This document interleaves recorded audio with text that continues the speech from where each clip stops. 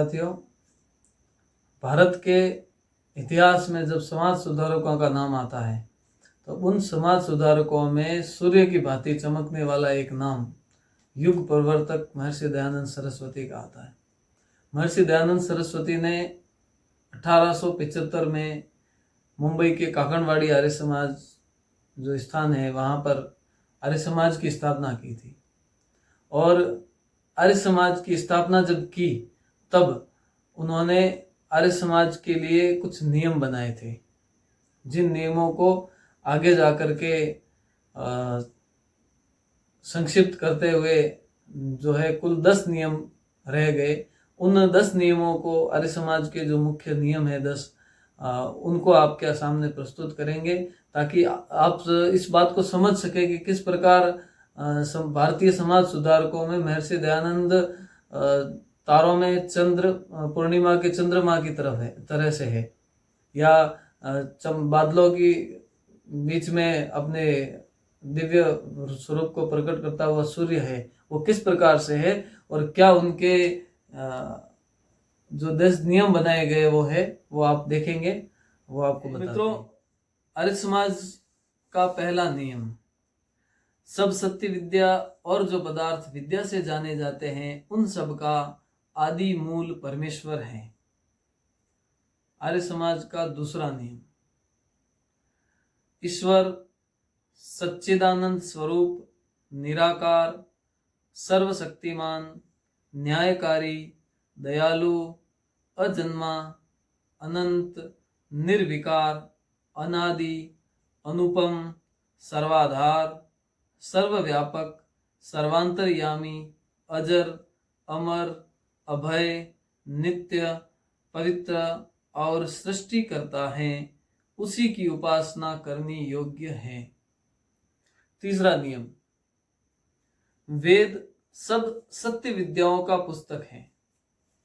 वेद का पढ़ना पढ़ाना और सुनना सुनाना सब आर्यों का परम धर्म है। चौथा नियम, सत्य के ग्रहण करने और असत्य के छोड़ने में सर्वदा उद्यत रहना चाहिए। पांचवा नियम, सब काम धर्मानुसार अर्थात सत्य और असत्य को विचार करके करने चाहिए।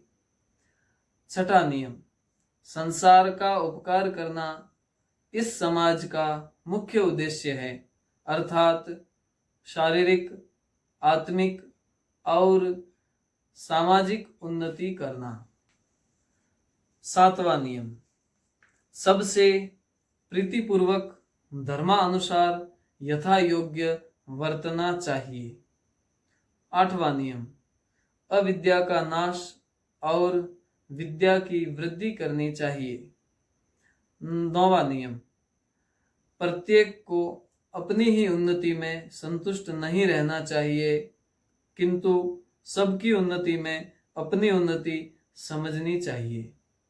10वां नियम, सब मनुष्यों को सामाजिक सर्वहितकारी नियम पालने में परतंत्र रहना चाहिए और प्रत्येक हितकारी नियम में सब स्वतंत्र रहें।